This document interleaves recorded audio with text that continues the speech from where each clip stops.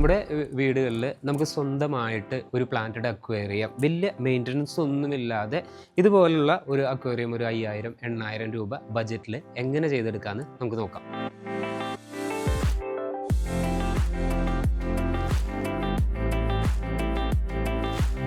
Planted tank start ചെയ്യുമ്പോൾ അതിൽ നമുക്ക് ആദ്യം തന്നെ ബാക്ടീരിയയിൽ തുടങ്ങാം.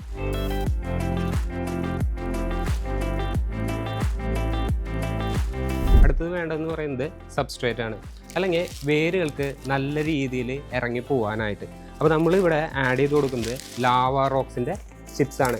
ലാവ റോക്സിൻ്റെ ചിപ്സ് എന്താ ചെയ്യുന്നത് വെച്ച് കഴിഞ്ഞിട്ടുണ്ടെങ്കിൽ വെള്ളത്തിൻ്റെ pH വാല്യൂ കുറച്ച് നിർത്തും. അതോടൊപ്പം തന്നെ ചെടികൾക്ക് ബേസിലേക്ക് വേരിറങ്ങി പോകുന്നതിന് വളരെയധികം സപ്പോർട്ടീവായിട്ട് നിൽക്കുകയും ചെയ്യും.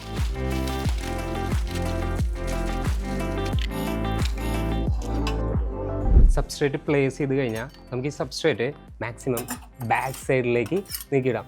കാരണം നമ്മൾ പ്ലാന്റ്സ് മെജോറിറ്റി പ്ലേസ് ചെയ്യാൻ പോകുന്നത് അക്വേറിയത്തിൻ്റെ ബാക്ക് സൈഡിലായിരിക്കും. ഫോർഗ്രൗണ്ട് നമ്മൾ ഒരുപാട് ഫിഷിന് സ്വിം ചെയ്യുന്നതിന് വേണ്ടിയിട്ട് സ്വിമ്മിങ് സ്പേസ് ആയിട്ട് മാറ്റിയിടും. അപ്പോൾ ഈ സബ്സ്ട്രേറ്റിൻ്റെ മുകളിൽ ചെയ്യേണ്ടത് എന്താണെന്ന് വെച്ച് കഴിഞ്ഞിട്ടുണ്ടെങ്കിൽ അക്വാ സോയിലാണ്. വില കുറഞ്ഞിട്ടുള്ള ഒരുപാട് ചൈനീസ് ബ്രാൻഡിൽ വരുന്ന അക്വാ സോയിൽ അവൈലബിൾ ആണ്. അതിൻ്റെ പിന്നാലെ പോയി കഴിഞ്ഞിട്ടുണ്ടെങ്കിൽ നമുക്ക് പ്രോപ്പറായിട്ടുള്ള റിസൾട്ട് കിട്ടില്ല. അപ്പോൾ അക്വാ സോയിലിൽ കോംപ്രമൈസ് ചെയ്തത് നല്ല ബ്രാൻഡിൻ്റെ തന്നെ എടുക്കുക. ഇവിടെ നമ്മൾ കോൺട്രോ സോയിലാണ് യൂസ് ചെയ്യുന്നത്. ഇത് ജപ്പാൻ മേഡിനായിട്ടുള്ള കോൺട്രോ സോയിലാണ്. ഇത് നമ്മൾ വാങ്ങിച്ചിരിക്കുന്നത് 8 ലിറ്ററിൻ്റെ ബാഗാണ്. ഇതിന് 3500 രൂപയാണ് ഈ ബാഗിന് വില വരുന്നത്. പക്ഷേ ഇത് നോക്കണ്ട, കാരണം എന്താണെന്ന് വെച്ച് കഴിഞ്ഞിട്ടുണ്ടെങ്കിൽ ഇത് വൺസ് നമ്മൾ ആഡ് ചെയ്ത് കഴിഞ്ഞിട്ടുണ്ടെങ്കിൽ ഒരു 4-5 വർഷത്തിന് ശേഷം ഇത് നമ്മൾ മാറ്റിയാൽ മതി. അത്രയും കാലം നമുക്ക് ഇത് ഈ ടാങ്കിൽ തന്നെ നമുക്ക് റീയൂസ് ചെയ്യാനായിട്ട് സാധിക്കും. അപ്പോൾ നമ്മളൊരു നല്ല പ്ലാന്റ് ടാങ്ക് സെറ്റ് ചെയ്യുമ്പോൾ ഒരു 5 വർഷം മുന്നോട്ട് കണക്കാക്കിയിട്ട് നമ്മൾ സെറ്റ് ചെയ്യുന്ന സമയത്ത് ഒരു 3500 രൂപ നമുക്കിവിടെ സ്പെൻഡ് ചെയ്യുന്നതിന് ഇത്ര എക്സ്പെൻസീവായിട്ട് പോവില്ല എന്ന് എനിക്ക് തോന്നുന്നു. പ്ലാന്റ്സ് നട്ട് വെക്കുന്നതിന് ആ ചെടികളുടെ റൂട്ട് ഇറങ്ങുന്നതിന് വേണ്ടിയിട്ടുള്ള അത്രയും തിക്കായിട്ട് അക്വാ സോയിൽ ഇടണം. അപ്പോൾ ഫോർഗ്രൗണ്ടിലേക്ക് വരുമ്പോൾ നമുക്ക് ഒന്ന് ഹൈറ്റ് കുറച്ചിട്ട് എങ്കിൽ കൂടി മിനിമം ഒരു 2 ഇഞ്ചെങ്കിലും ഹൈറ്റ് കൊടുക്കണം പ്ലാന്റ് ബോട്ടത്തിലേക്ക് ഇറങ്ങിപ്പോവാൻ പാകത്തിന്. ബാക്ക്ഗ്രൗണ്ടിൽ നമ്മൾ കുറച്ച് ഹൈറ്റ് കൂട്ടിയിട്ട് ഒരു സ്ലോപ്പ് ക്രിയേറ്റ് ചെയ്തെടുക്കുക. കാരണം എന്താണെന്ന് വെച്ച് കഴിഞ്ഞിട്ടുണ്ടെങ്കിൽ ഫ്രണ്ടിൽ വെക്കുന്ന ചെടികളും ബാക്കിൽ വെക്കുന്ന ചെടികളും വരുമ്പോൾ ബാക്ക്ഗ്രൗണ്ട് കുറച്ച് ഹൈറ്റിൽ കൊടുക്കുമ്പോൾ അവിടെ ബാക്കിൽ വരുന്ന ചെടികൾ കുറച്ച് ഉയർന്നിരിക്കുകയും ഫ്രണ്ടിൽ വരുന്ന ചെടികൾ കുറച്ച് താഴ്ന്നിരിക്കുകയും ചെയ്യും.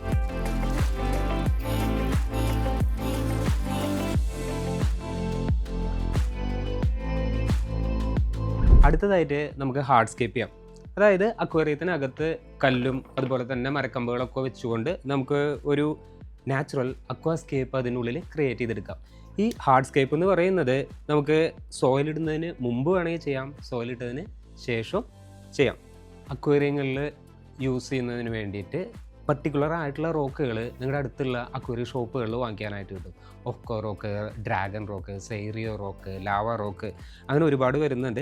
ഇത് സെയ്റിയോ റോക്കിൻ്റെ സെക്കൻഡ് ക്വാളിറ്റിയിൽ വരുന്നതാണ്. അപ്പോൾ ഈ റോക്കുകളുടെ പ്രത്യേകത എന്താണെന്ന് വെച്ച് കഴിഞ്ഞിട്ടുണ്ടെങ്കിൽ പല തരത്തിലുള്ള മെറ്റീരിയൽ അക്വേറിയത്തിനകത്തേക്ക് വരുമ്പോൾ അതെല്ലാം അക്വേറിയത്തിലെ വെള്ളത്തിൽ ഡിസോൾവ് ആയിട്ട് ചേർന്നിട്ട് വെള്ളത്തിൻ്റെ TDS വാല്യൂ, pH വാല്യൂ, അതായത് വാട്ടർ പാരാമീറ്റേഴ്സിൽ വേരിയേഷൻ വരുന്നതിന് സാധ്യതയുണ്ട്. അപ്പോൾ പ്ലാന്റ്സ് ചെയ്യുന്നതിന് മുമ്പായിട്ട് നമുക്ക് കുറച്ച് പാർഷ്യലി ഇതിനകത്തേക്ക് വെള്ളം ഫില്ല് ചെയ്യണം.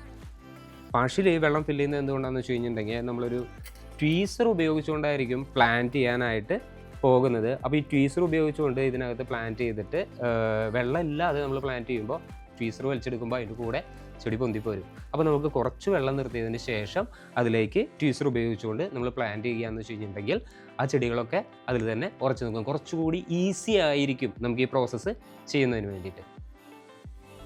ഈ ഒരു ടാങ്കിലേക്ക് നമുക്ക് ഒരുപാട് വെള്ളം ആവശ്യം വരില്ല. നമുക്ക് ഈ ബോട്ടിൽ വാട്ടർ 20 ലിറ്ററിൻ്റെ ഒക്കെ വാങ്ങിക്കുകയെന്ന് വെച്ച് കഴിഞ്ഞിട്ടുണ്ടെങ്കിൽ ഒരു 50-100 രൂപ മാത്രമേ അതിന് ചിലവ് വരത്തുള്ളൂ. അല്ലെങ്കിൽ പാക്കേജ്ഡ് ഡ്രിങ്കിങ് വാട്ടർ 20 ലിറ്ററിൻ്റെ ഒക്കെ കിട്ടുന്നത് വാങ്ങിച്ചിട്ട് നമ്മളിതിലേക്ക് ആഡ് ചെയ്ത് കൊടുക്കുന്നതായിരിക്കും ഏറ്റവും നല്ലത്. നമ്മൾ അക്വേറിയത്തിലേക്ക് വെള്ളം ഒഴിക്കുമ്പോൾ നമ്മളിതിലേക്ക് കുത്തി ഒഴിച്ച് കഴിഞ്ഞിട്ടുണ്ടെങ്കിൽ ഫിഷ് കീപ്പേഴ്സിനൊക്കെ അറിയാം വെള്ളം ഭയങ്കരമായിട്ട് ഇളങ്ങിപ്പോവും. അപ്പോൾ നമ്മളിവിടെ സൈഡിലൊരു ചെറിയ മാഗ്നറ്റിക് ഗ്ലാസ് ക്ലീനർ പിടിപ്പിക്കുകയാണ്. അതിനുശേഷം നമ്മൾ ഇതിൻ്റെ ഉള്ളിലേക്ക് ഒരു പ്ലാസ്റ്റിക്കിൻ്റെ ഒരു ചെറിയ കവർ എന്തെങ്കിലും ആയിക്കോട്ടെ ഈ അക്വാ സോയിലിലേക്ക് ഡയറക്റ്റ് വെള്ളം കുത്തി വീഴാതിരിക്കുന്നതിന് വേണ്ടിയിട്ട് അങ്ങനെ ഒരു കവർ വെച്ചതിന് ശേഷം നമുക്ക് വളരെ സ്ലോലി അക്വേറിയത്തിലേക്ക് വെള്ളം ആഡ് ചെയ്ത് കൊടുക്കാം.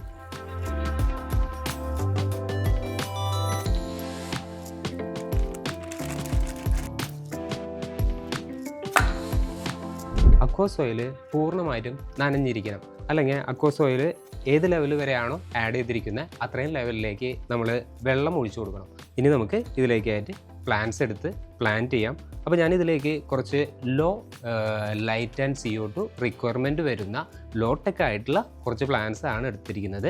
ബാക്ക്ഗ്രൗണ്ടിലേക്ക് വേണ്ടിയിട്ട് സെലക്ട് ചെയ്തിട്ടുള്ള ഒരു പ്ലാന്റ് ആണ് കബോംബ കാരോലിനിയാന. ഇത് ഒരു മീഡിയം ലൈറ്റ് റിക്വയർമെൻ്റ് ആണ്. CO2 സപ്ലിമെൻറ്റ്സ് ഇല്ലെങ്കിൽ കൂടി നല്ല രീതിയിൽ ഗ്രോ ചെയ്യുന്ന ഒരു പ്ലാന്റ് ആണ്. അടുത്തതായിട്ട് എടുത്തിരിക്കുന്ന ഒരു പ്ലാന്റ് ആണ് ഹൈഗ്രോഫില അംഗുസ്റ്റിഫോളിയ. നമ്മുടെ ഈ ഒരു ലോടെക് സെറ്റപ്പിലേക്ക് സ്യൂട്ടബിൾ ആയിട്ടുള്ള മറ്റൊരു പ്ലാന്റ് ആണ്. അടുത്തതായിട്ട് ഞാൻ എടുത്തിരിക്കുന്നത് ചെറിയ കുഞ്ഞൻ ഇലകൾ വന്നിട്ടുള്ള റോട്ടാല റോട്ടുണ്ടിഫോളിയ എന്നുള്ള ഒരു പ്ലാന്റ് ആണ്. ഇതൊരു സ്റ്റെം പ്ലാന്റ് ആണ്. പിന്നെ റോക്കിൽ കുറച്ച് ജാവോഫേൺ നാരോ ലീഫ് അറ്റാച്ച് ചെയ്ത് വെച്ചിട്ടുണ്ട്. ഇത് നമുക്ക് റോക്കിൽ മാത്രമല്ല വുഡിലും അറ്റാച്ച് ചെയ്ത് കൊടുക്കാം. പിന്നെ ഇതൊരു എക്കിനോഡോറസ് അർജന്റൈൻസിസ് ആണ്. ഒരുപാട് ഹൈറ്റ് വരുന്നതാണ്. ഈ ടാങ്കിന് ഹൈറ്റ് കുറവാണ്, എന്നാലും ബാക്ക്ഗ്രൗണ്ടിൽ വെച്ചിട്ട് കുറച്ച് ഉയർന്ന് വളർന്നു വരുന്നതിന് വേണ്ടിയിട്ട് ഒരു 2 പ്ലാന്റ് ഇതും ചൂസ് ചെയ്തിട്ടുണ്ട്. അതുപോലെ തന്നെ നമ്മൾ ആഡ് ചെയ്യുന്ന മറ്റൊരു പ്ലാന്റ് ആണ് ലുഡ്വിഗിയ റിപ്പൻസ് എന്ന് പറയുന്ന ഈ ഒരു പ്ലാന്റ്. ഇതൊക്കെ പോരാതെ ഫോർഗ്രൗണ്ടിലേക്ക് നമ്മൾ ചൂസ് ചെയ്തിരിക്കുന്നത് വളരെ ലോ മെയിൻ്റനൻസും വളരെ ലോ ലൈറ്റ് CO2 റിക്വയർമെൻറ്റ് വരുന്ന സജിറ്റേറിയ സുബുലാട്ട എന്ന് പറയുന്ന ഈ ഒരു പ്ലാന്റ് ആണ്.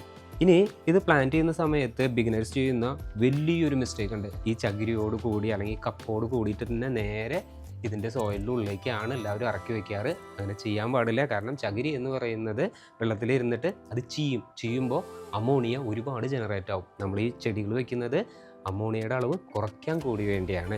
അതുമാത്രമല്ല ചകിരിയുടെ ടാൻ ഇളകിയായിട്ട് വെള്ളത്തിൻ്റെ കളർ ബ്രൗണിഷ് ആവുന്നതിന് സാധ്യതയുണ്ട്. അപ്പോൾ നമ്മൾ ഒരുപാട് കോംപ്ലിക്കേറ്റഡ് ആക്കേണ്ട നമ്മുടെ ഒരു സിസർ എടുത്തുകൊണ്ട് നമ്മൾ ഇവിടെ നിന്ന് തന്നെ അതിൻ്റെ ഒരു ബേസ് വെച്ചിട്ട് ബോട്ടം വെച്ചുകൊണ്ട് ഇതൊന്ന് കട്ട് ചെയ്തെടുത്തിട്ട് നമ്മുടെ ഈ ആവശ്യമില്ലാത്ത ചകിരിയും കപ്പൊക്കെ കളയാം. അതിനുശേഷം നമ്മുടെ പ്ലാന്റിൻ്റെ ബോട്ടത്തിൽ വരുന്ന ഒരുപാട് അൺവാണ്ടഡ് ലീവ്സ് ഉണ്ടായിരിക്കും. അപ്പോൾ ഞാനിത് കട്ട് ചെയ്തപ്പോൾ കുറേ അൺവാണ്ടഡ് ആയിട്ടുള്ള ലീവ്സ് വന്നു. അപ്പോൾ ഈ ലീവ്സൊക്കെ നമ്മൾ വീണ്ടും ഈ മണ്ണിൻ്റെ അടിയിൽ കുഴിച്ചിട്ടിട്ട് അതൊക്കെ ചീഞ്ഞ് ഒരുപാട് അമോണിയ നമ്മുടെ ഈ എക്കോസിസ്റ്റത്തിൻ്റെ ഉള്ളിൽ ഡെവലപ്പ് ആകുന്നതിനുള്ള ഒരു സാഹചര്യം ഉണ്ടാക്കേണ്ട കാര്യമില്ല.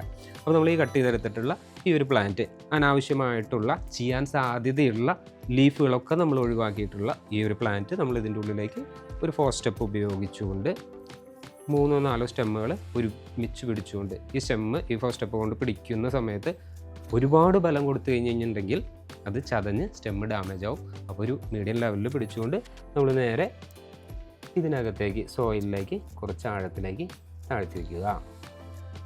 അപ്പോൾ നമ്മളൊരു പർട്ടിക്കുലർ പ്ലാന്റ്, ഇപ്പോൾ ഞാൻ പറഞ്ഞു ഈ കബോംബ കാരോലിനിയാന എന്ന് പറയുന്ന ഈ ഒരു പ്ലാന്റാണ് നമ്മളിവിടെ പ്ലാന്റ് ചെയ്യുന്നത്. അപ്പോൾ ഈ പ്ലാന്റ് ചെയ്തപ്പോൾ നമ്മളൊരു ചെറിയൊരു ഏരിയയിൽ മാത്രം കുറച്ച് വെച്ച് എല്ലാം മിക്സപ്പായി വെച്ച് കഴിഞ്ഞിട്ടുണ്ടെങ്കിൽ അവിയൽ പരുവാകും. അപ്പോൾ അവിയൽ പരുവാക്കണ്ട, നമുക്ക് ഒരു പർട്ടിക്കുലർ പ്ലാന്റിന് നമുക്ക് കുറച്ച് സ്പേസ് കൊടുക്കാം. ഇത്തരം പ്ലാന്റുകൾ കുറച്ച് ബുഷിയായിട്ട് കുറച്ച് അടുപ്പിച്ച് ഒരുപാട് ക്ലോസ് ആയിട്ട് വെക്കരുത്. കാരണം ഇതിൻ്റെ ലീഫുകളൊക്കെ നിങ്ങൾക്ക് നോക്കിയാൽ കാണാൻ പറ്റും. ഇത് ഏകദേശം ഒരു 1.5 ഇഞ്ച് വട്ടത്തിൽ വരുന്ന ലീഫുകളാണ് ഇതിലിരിക്കുന്നത്. അപ്പോൾ കുറച്ച് ക്ലോസ് ആയിട്ട് വയ്ക്കുക, എന്നാൽ ഒരുപാട് ക്ലോസ് ആക്കരുത്.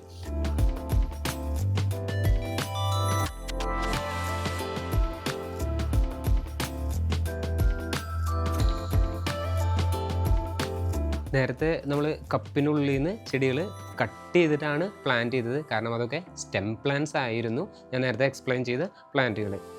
ഇത് വാലിസ്നേറിയ സ്പിരാലിസ് എന്ന് പറയുന്ന ഒരു പ്ലാന്റ് ആണ്. ഇത് നമ്മൾ കപ്പിലാണ് കിട്ടുന്നതെങ്കിൽ അങ്ങനെ കട്ട് ചെയ്തിട്ട് വെക്കരുത്.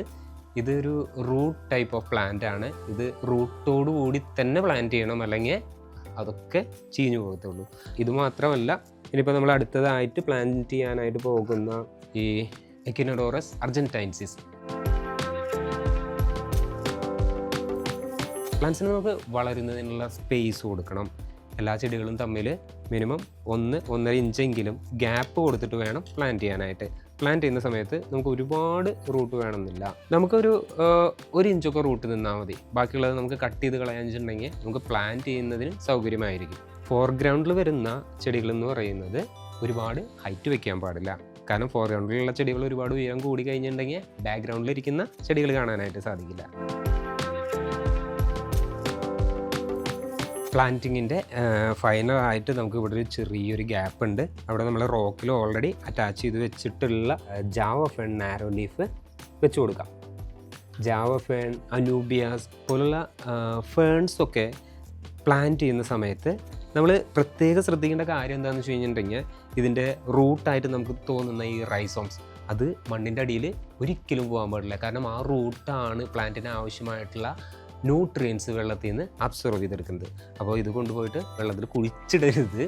ഇത് റോക്കിൻ്റെ ഒക്കെ ഗ്യാപ്പിലൊന്ന് തിരികെ വയ്ക്കുകയോ അല്ലെങ്കിൽ അക്വാസ്കീപ്പിംഗ് ഗ്ലൂ ആമസോണിലും അടുത്തുള്ള അക്വേറിയം സ്റ്റോറിലും ഒക്കെ നിങ്ങൾക്ക് കിട്ടും.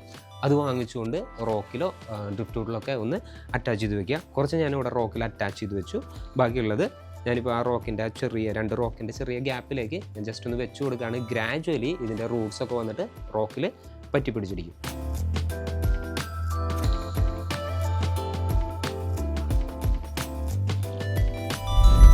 അപ്പോൾ നമ്മൾ ഈ പ്ലാസ്റ്റിക് കവറും മാഗ്നറ്റൊക്കെ വെച്ചുകൊണ്ട് ചെയ്തുകൊണ്ടാണ് ഈ വെള്ളമൊക്കെ കലങ്ങി മറയാൻ, അല്ലെങ്കിൽ നമ്മൾ പ്ലാന്റ് ചെയ്തിട്ടുള്ള ചെടികളൊക്കെ മണ്ണിൻ്റെ ഉള്ളിൽ നിന്ന് ഉയർന്നു വരാതിരുന്നത്. വൺസ് ഒരു പ്ലാന്റ് ടാങ്ക് സെറ്റ് ചെയ്ത് കഴിഞ്ഞിട്ടുണ്ടെങ്കിൽ വളരെ ഇമ്പോർട്ടൻ്റ് ആയിട്ടുള്ള ഘടകമാണ് അതിൻ്റെ ഫിൽട്രേഷൻ യൂണിറ്റ് എന്ന് പറയുന്നത്. ചെടികൾ ഫോട്ടോസിന്തസിസ് ചെയ്യുമ്പോൾ വെള്ളത്തിലേക്ക് ഓക്സിജൻ്റെ അളവ് കൂട്ടുന്നത് പോലെ തന്നെ വെള്ളത്തിന് അല്ലെങ്കിൽ ഒരു അക്വേറിയത്തിൻ്റെ ലൈഫിന് സപ്പോർട്ടീവായിട്ടുള്ള വളരെ ഇമ്പോർട്ടൻ്റ് ആയിട്ടുള്ള ഘടകമാണ് അതിൻ്റെ ഫിൽട്രേഷൻ യൂണിറ്റ് പ്രൊവൈഡ് ചെയ്യുക എന്ന് പറയുന്നത്. വെള്ളത്തിൻ്റെ ക്ലാരിറ്റി, അതുപോലെ തന്നെ വെള്ളത്തിൻ്റെ ക്വാളിറ്റി, ഇതൊക്കെ നിലനിർത്തുന്നത് അതിൻ്റെ ഫിൽട്രേഷൻ യൂണിറ്റാണ്. ഇതുപോലുള്ള പ്ലാന്റഡ് അക്വേറിയംസിന് ഏറ്റവും സ്യൂട്ടബിൾ ആയിട്ട് നിൽക്കുന്നത് അല്ലെങ്കിൽ ഏറ്റവും നന്നായിരിക്കുന്നത് ഹാങ് ഓൺ ബാക്ക് ഫിൽറ്റേഴ്സാണ്. അക്വേറിയത്തിൻ്റെ ഉള്ളിൽ ഒരുപാട് സ്പേസ് കൺസ്യൂം ചെയ്യുന്നില്ല. നമ്മൾ ചെറിയ ചെറിയ സ്പോഞ്ച് ഫിൽറ്റേഴ്സ് കണ്ടിട്ടില്ലേ അക്വേറിയത്തിൻ്റെ ഉള്ളിൽ ഇങ്ങനെ സൈഡിൽ ഒട്ടിച്ച് വയ്ക്കുന്നത്?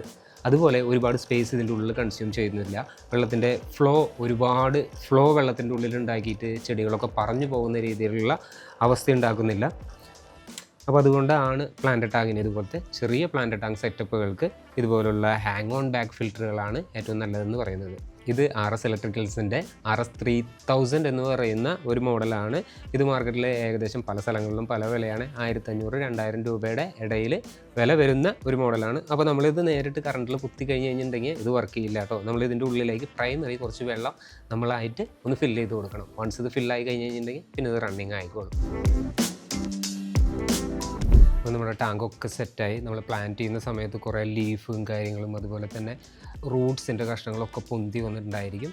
അപ്പോൾ നമുക്ക് ഫൈനലായിട്ട് അതൊക്കെ ഒന്ന് ഇതിൻ്റെ ഉള്ളിൽ നിന്ന് എടുത്ത് മാറ്റിയതിന് ശേഷം വേണം നമുക്കിതിൻ്റെ ലൈറ്റ് സെറ്റ് ചെയ്യുന്നതിന് വേണ്ടിയിട്ട് ഒരു ചെറിയൊരു ഫിഷ് നെറ്റ് ഉപയോഗിച്ചുകൊണ്ട് നമുക്കിതൊക്കെ റിമൂവ് ചെയ്യാവുന്നതേ ഉള്ളൂ. വൺസ് അത് കംപ്ലീറ്റ് ആയി കഴിഞ്ഞിട്ടുണ്ടെങ്കിൽ നമുക്ക് ഇതിൻ്റെ മുകളിലേക്ക് കൊടുക്കുന്നതിന് വേണ്ടിയിട്ടുള്ള ലൈറ്റ് ഇൻസ്റ്റാൾ ചെയ്ത് കൊടുക്കാം. ഇതിന് മുകളിൽ നമ്മളിപ്പോൾ വെച്ച് കൊടുക്കുന്നത് ബ്ലൂ പെറ്റിൻ്റെ 18 വാട്ട്സിൻ്റെ ഒരു നോർമൽ LED ലൈറ്റാണ്. ഇതുപോലുള്ളൊരു ചെറിയ സെറ്റപ്പിലേക്ക് നമുക്ക് high spectrum full RGB WRGB ലൈറ്റിലേക്ക് ഒന്നും പോകേണ്ട കാര്യമില്ല. ഇതിലേക്ക് നമുക്കൊരു 18 വാട്ട്സിൻ്റെ ഒക്കെ ഒരു നോർമൽ LED ലൈറ്റ് വെച്ച് കൊടുത്താൽ മതി. നമ്മൾ ഒരുപാട് കളർഫുള്ളായിട്ടുള്ള പ്ലാന്റ്സ്, കാർപ്പറ്റ് പ്ലാന്റ്സ് അങ്ങനെയൊക്കെ പോകുമ്പോഴാണ് നമുക്ക് ഫുൾ സ്പെക്ട്രം ലൈറ്റുകൾ WRGB ലൈറ്റുകളുടെയൊക്കെ ആവശ്യം വരുന്നത്.